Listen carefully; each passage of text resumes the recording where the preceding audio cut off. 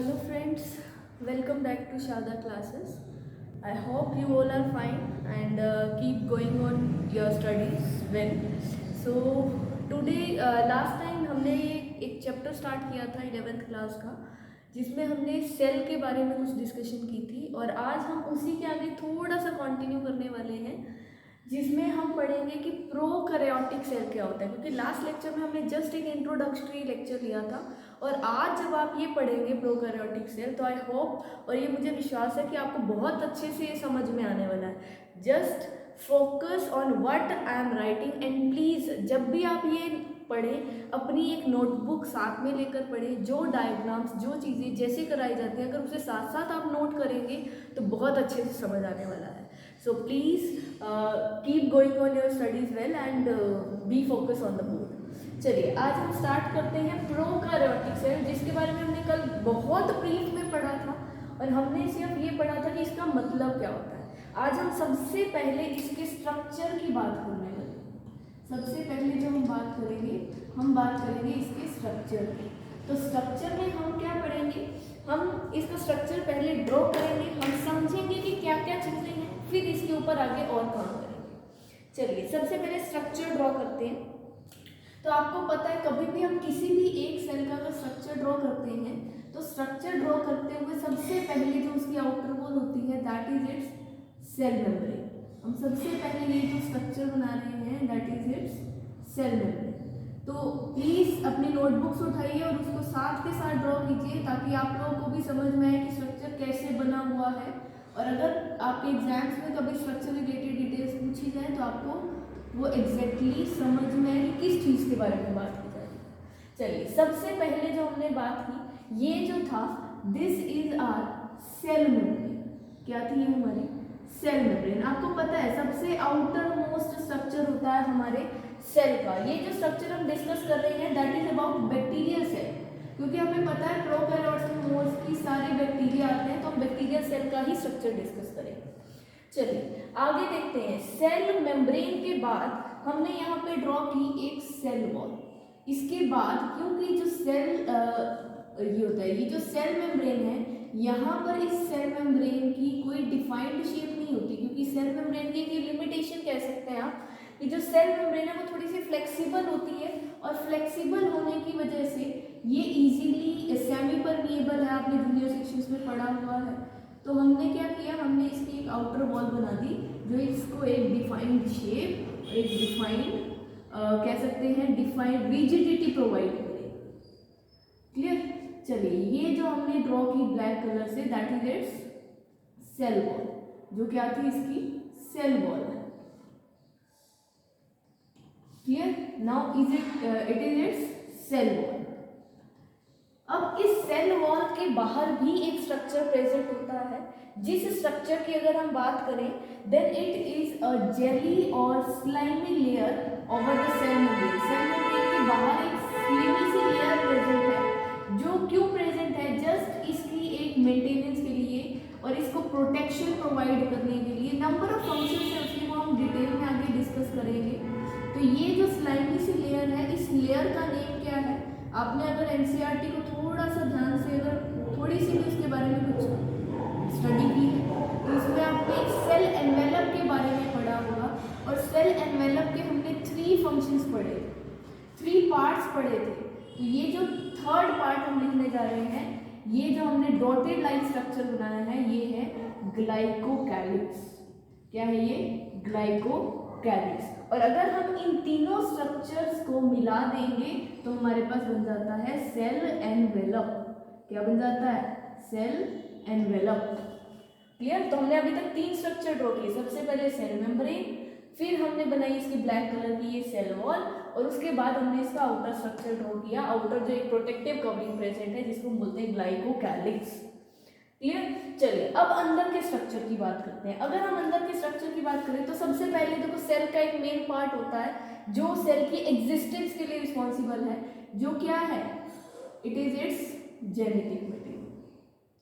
Clear. क्या है ये है इसका जेनेटिक मटेरियल, जिसे हम इसके अंदर क्या बोलते हैं, न्यूक्लियोइड। क्यों, क्योंकि इस जेनेटिक मटेरियल के सराउंडिंग में न्यूक्लियर मेम्ब्रेन एब्सेंट है, इसीलिए हम इसको यहाँ पर क्या बोलेंगे, न्यूक्लियोइड, या फिर हम इसको बोल देते हैं जेनेटिक मटेरियल या फिर जेनेटिक डीएनए।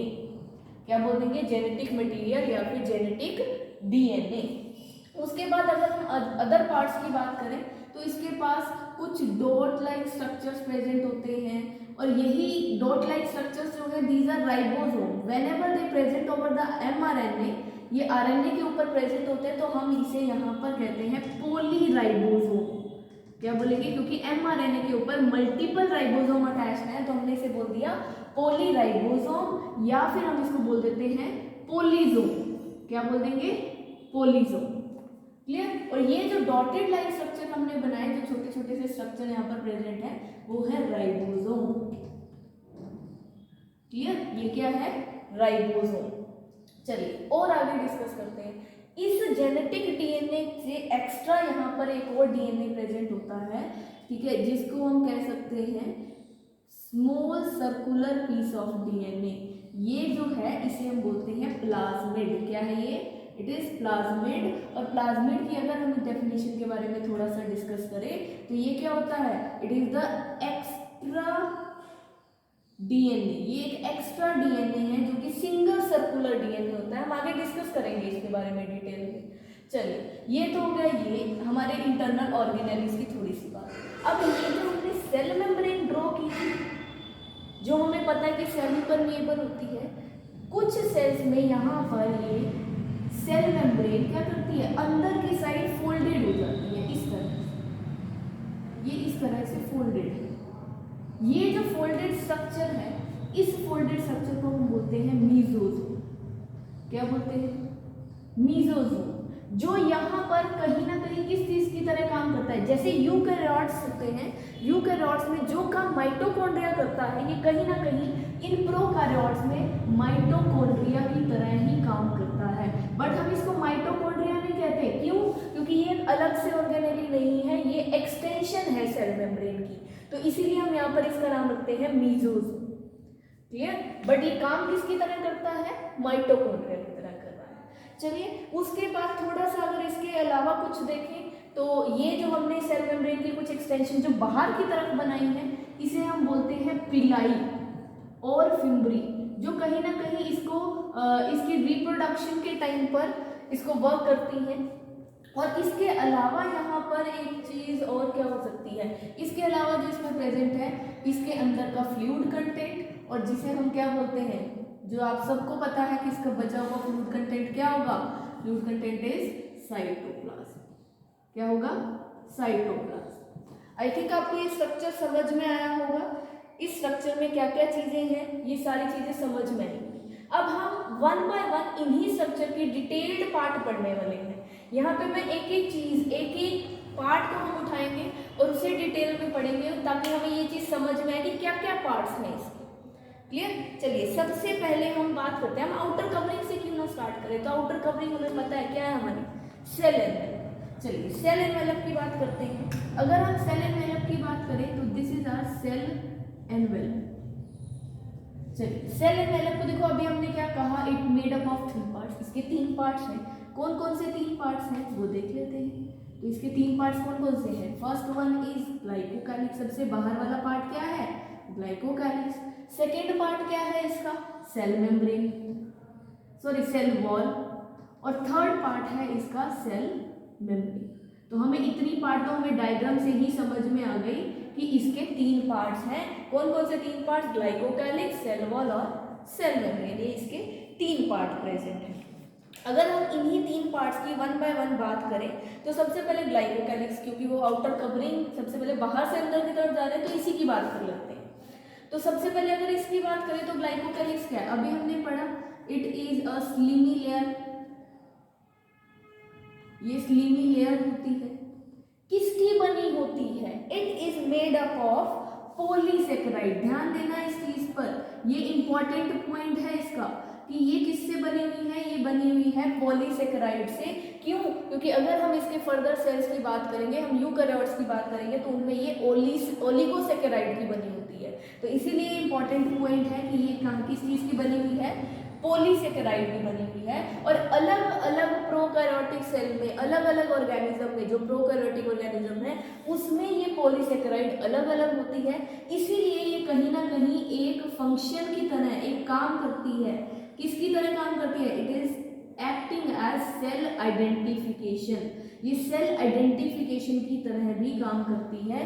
क्यों? क्योंकि हर एक तरह के ऑर्गेनिज्म में ये पॉलीसेकेराइड कवरिंग अलग अलग होगी। और इसके अलग अलग होने की वजह से, क्योंकि ये पॉलीसेकेराइड कवरिंग अलग अलग होगी, तो इसलिए हर एक सेल की, अगर मुझे ये पता चल गया कि एक पर्टिकुलर सेल में वो ग्लूकोज की बनी होती है, तो मुझे पता चल जाएगा कि ये ग्लूकोज की सेल, ग्लूकोज की ग्लाइकोकैलिक्स जिसमें भी होगी वो ये वाला पर्टिकुलर सेल होगा। तो इसी तरह से ये सेल आइडेंटिफिकेशन में वर्क करती है। इसके अलावा सेल आइडेंटिफिकेशन, क्योंकि ये स्लेमी है तो इसलिए सेल की अटैचमेंट में भी वर्क करती है ये। क्लियर? तो ये इस तरह से कुछ बेसिक फंक्शंस परफॉर्म करती है। चलिए, एक मोस्ट इंपॉर्टेंट फंक्शन जो ये परफॉर्म करती है, इट प्रोवाइड वायरुलेंस। ये वायरुलेंस प्रोवाइड करती है किसको? सेल को। वायरुलेंस का मतलब होता है पैथोजेनिसिटी, जिसकी वजह से एक सेल एक इन्फेक्शियस एजेंट की तरह काम कर रहा है। वो क्या है? It is virulence. वो क्या है? वायरुलेंस की प्रॉपर्टी है। चलिए, आई थिंक ग्लाइकोकैलिक्स आपको समझ में आ गया होगा। नेक्स्ट बात करते हैं हम सेल वॉल की।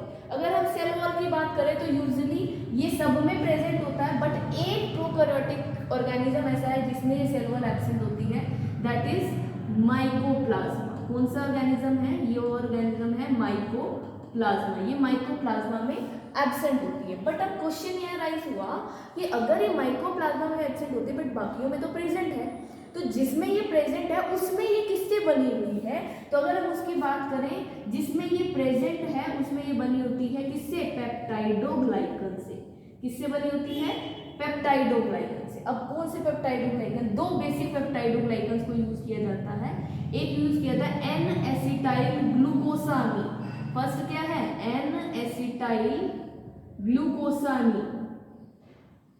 और सेकेंड है हमारे पास एन एसिटाइल म्यूरामिक एसिड। ये दो ऐसे पेप्टाइडोग्लाइकन्स हैं जो सेल वॉल को बनाने के लिए रिस्पॉन्सिबल हैं। चलिए, ये तो हो गई सेल वॉल की बात। उसके बाद लास्ट एंड मोस्ट इंपॉर्टेंट आता है सेल मेम्ब्रेन, जो थोड़ा सा लॉन्ग है तो हम इसको साइड पर डिस्कस करते हैं। चलिए, सेल मेम्ब्रेन की बात करते हैं। तो सेल मेम्ब्रेन क्या है? सेल मेम्ब्रेन के बारे में अगर डिस्कस करें तो सेल मेम्ब्रेन को ही हम प्लाज्मा मेम्ब्रेन भी बोलते हैं। आप जूनियर सेक्शंस में ऑलरेडी पढ़ चुके हैं। अब इसमें क्या है कि क्योंकि इसकी जो आउटर वॉल है, सेल वॉल प्रेजेंट है जो इसको प्रोटेक्शन दे रही है, रिजिडिटी दे रही है, बट ये सेल वॉल माइकोप्लाज्मा में तो एब्सेंट है। तो इसीलिए अब माइकोप्लाज्मा में वो प्रोटेक्शन, वो रिजिडिटी कहाँ से आएगी? तो इसीलिए वैसे तो इसके अंदर, क्योंकि जो प्रोटेक्शन के लिए एजेंट होता है स्टीरोल्स, वो इसमें एब्सेंट होते हैं। क्यों एब्सेंट है? क्योंकि इसको स्टीरोल्स की जरूरत ही नहीं है। क्यों? क्योंकि इसके पास सेल वॉल और glycocalyx as a protective covering present है। बट क्योंकि माइकोप्लाज्मा में ये सेल वॉल एब्सेंट होती है, इसीलिए ये स्टीरोल्स सब में एब्सेंट होते हैं, बट किस में प्रेजेंट होंगे? Accept mycoplasma. माइकोप्लाज्मा में ये प्रेजेंट होते हैं। क्या होंगे? माइकोप्लाज्मा में ये सेल्स प्रेजेंट होंगे। चलिए, आप आई थिंक यहाँ पे हमारा पूरा नहीं आएगा, तो इसलिए पहले आप ये चीज़ नोट कर लीजिए, फिर हम इसके आगे का और डिस्कशन करेंगे, क्योंकि मुझे ये डायग्राम को रब नहीं करना है, मैं सिर्फ इतना पार्ट ही रब करूँ। तो इसलिए आप पहले ये चीज़ नोट कर लीजिए, then we will move further. चलिए, सेल मेम्ब्रेन को आगे कंटिन्यू करते हैं और सेल मेम्ब्रेन को आगे कंटिन्यू करते हैं। हमने अभी तक सेल एनवेलप के दो पार्ट्स पढ़ लिए, एक सेल वॉल और दूसरा ग्लाइकोकैलिक्स। चलिए, जल्दी से सेल मेम्ब्रेन को आगे डिस्कशन करते हैं।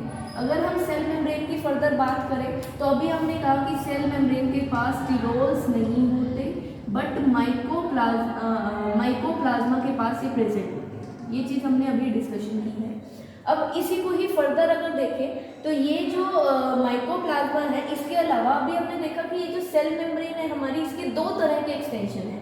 एक हमने देखी है पिलाई और फिम्बरी की फॉर्म में, और दूसरी हमने देखी है मीजोजोम्स की फॉर्म में। तो इसी को ही देखें तो ये दो पार्ट्स बनते हैं इसके, एक मीजोजोम और दूसरा हमारा बनेगा पिलाई एंड फिम्बरी। क्लियर? अगर हम इसके फंक्शन देखें तो ये लीसोसोम हमने अभी डिस्कशन किया कि ये सेम माइटोकॉन्ड्रिया की तरह ही काम करता है, क्लियर। और ये माइटोकॉन्ड्रिया की तरह क्या क्या काम करता है, it is just like it works in cell respiration, cell की रेस्पिरेशन में एक इम्पॉर्टेंट रोल प्ले करेगा ये, और रेस्पिरेशन में वर्क करता है। क्यों? क्योंकि इसके पास कुछ ऐसे एंजाइम्स प्रेजेंट होते हैं जो कि इस रेस्पिरेशन के लिए रिस्पॉन्सिबल होते हैं, या फिर हम कहें कि जो एरोबिक रेस्पिरेशन के लिए रिस्पॉन्सिबल होते हैं, क्लियर। उसके अलावा ये डीएनए रेप्लिकेशन में हेल्प करता है, और डीएनए रेप्लिकेशन में हेल्प करेगा तो कहीं ना कहीं ये सेल डिवीजन के लिए भी रिस्पॉन्सिबल है, क्लियर। चलिए, उसके बाद पिलाई और फिम्बरी की बात करते हैं। दोनों ही क्या होती हैं, बोथ आर फिलामेंटस स्ट्रक्चर, दोनों ही क्या है, फिलामेंटस स्ट्रक्चर है। जो फिम्बरी होता है वो एक सॉलिड फिलामेंट की तरह काम करता है, सॉलिड फिलामेंट की तरह काम करता है, जो सेल को अटैचमेंट में वर्क करता है, सेल की कहाँ करेगा, अटैचमेंट में हेल्प करता है। और जो पिलाई है अगर हम उसकी बात करें तो ये पिलाई क्या काम करता है, it is a hollow filament. क्या है ये एक होलो फिलामेंट की तरह काम करेगा। और ये होलो फिलामेंट क्या है, ये होलो फिलामेंट ट्रांसफर ऑफ क्रोमोसोम में वर्क करता है, ट्रांसफर ऑफ क्रोमोसोम, या फिर हम इसको सिंपल फॉर्म में कह सकते हैं ट्रांसफर ऑफ डीएनए। किसमें वर्क करेगा, ट्रांसफर ऑफ डीएनए में वर्क करेगा। This is all about cell membrane.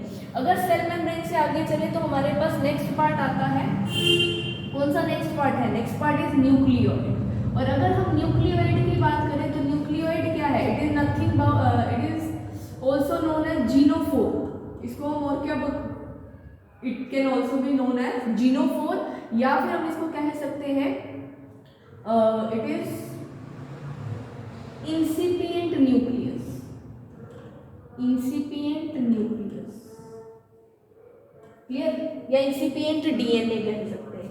अब इसकी बात करें तो ये क्या है, it is a single chromosome या फिर single circular piece of DNA. It is single circular, या फिर हम कहते हैं single circular double stranded DNA, and which is also कह सकते हैं क्योंकि ये सिंगल क्रोमोसोम की फॉर्म में प्रेजेंट होते हैं, क्लियर, किस फॉर्म में प्रेजेंट होते हैं, सिंगल क्रोमोसोम की फॉर्म में प्रेजेंट होते हैं। अब ये क्योंकि इस न्यूक्लियोइड में जो सिर्फ जेनेटिक मटेरियल है और वो किससे एसोसिएटेड नहीं होता, it is not associated with histone proteins, it is not associated with histone proteins, histone proteins उसके अंदर प्रेजेंट नहीं होते हैं। एंड सेकेंड, इसके पास न्यूक्लियर मेम्ब्रेन एब्सेंट होती है, और दोनों की वजह से, इन दोनों फीचर्स की वजह से हम इसे कहते हैं इट इज नेक्ड डीएनए। क्या है ये नेक्ड डीएनए है। और इसके अलावा अगर हम देखें तो हमारे पास एक और चीज प्रेजेंट है, दैट इज प्लाज्मिड। क्या है हमारे पास, प्लाज्मिड। तो प्लाज्मिड क्या होता है, it is extra chromosomal DNA. क्या है, एक्स्ट्रा क्रोमोसोमल डीएनए, जो हमारे क्रोमोसोम, जो हमारा मेन जीनोम है उससे एक्स्ट्रा कुछ पीस प्रेजेंट है, इसलिए एक्स्ट्रा क्रोमोसोमल डीएनए हमने उसे बोला। और इसका काम क्या हुआ, अगर ये एक्स्ट्रा है तो कुछ एक्स्ट्रा जीन्स भी कंसीडर करेगा। तो कौन कौन सी चीजें होती हैं, इसके पास एक एफ जीन होता है जो फर्टिलिटी जीन जिसे बोला जाता है, जो पिलाई में से डीएनए को ट्रांसफर करते हुए यूज किया जाता है।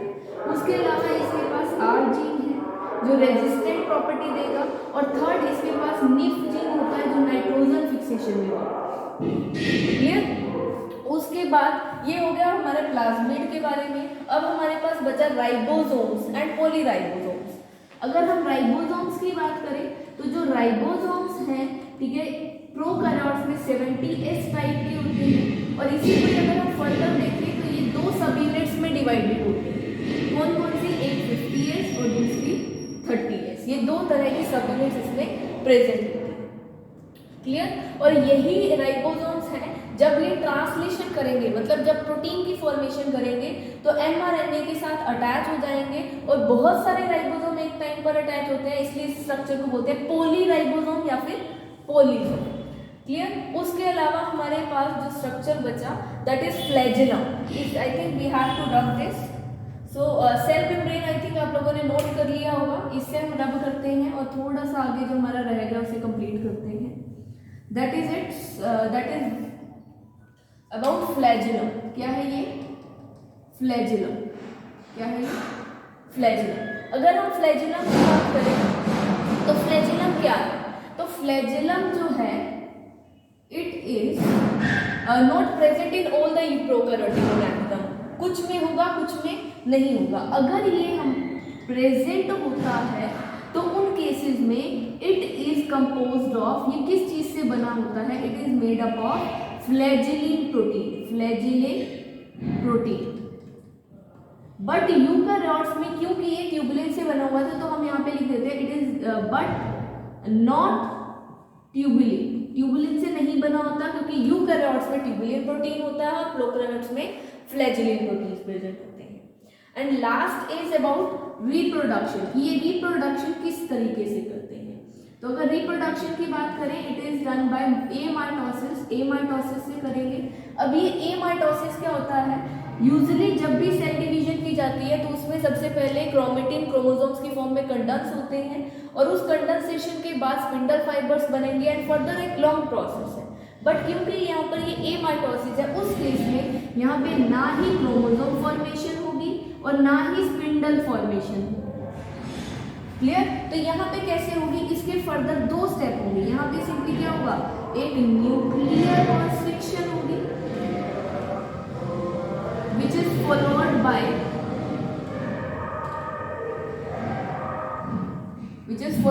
what? It is followed by cytoplasmic constriction.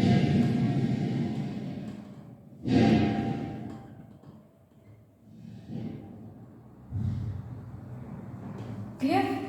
तो ये होती क्या है? अगर इसको जनरल सा देखें तो ये अगर सपोज हमने एक सेल लिया, इरेगुलर शेप का सेल था, तो इसे अगर इसको एमाइटोसिस से डिवाइड करना है तो ये क्या करेगा? सबसे पहले ये अपने न्यूक्लियस को कॉन्स्ट्रिक्ट करेगा। ये देखो न्यूक्लियस कॉन्स्ट्रिक्ट होना स्टार्ट हो गया और फिर धीरे धीरे ये अपने सेल को कॉन्स्ट्रिक्ट करेगा। देखो जैसे जैसे न्यूक्लियर कॉन्स्ट्रिक्ट हुआ था उसके साथ साथ अब सेल भी कॉन्स्ट्रिक्ट होने लगा एंड फाइनली पहले न्यूक्लियर डिवीजन कंप्लीट हो गई और उसके बाद ये दो सेल्स में डिवाइड हो गए, साइटोप्लाज्मिक कंस्ट्रक्शन। तो ये रिप्रोडक्शन का केस है जिसमें न्यूक्लियर कंस्ट्रक्शन और उसके बाद cytoplasmic construction.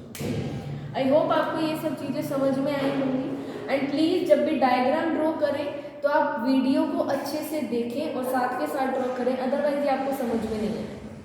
Clear? And thank you.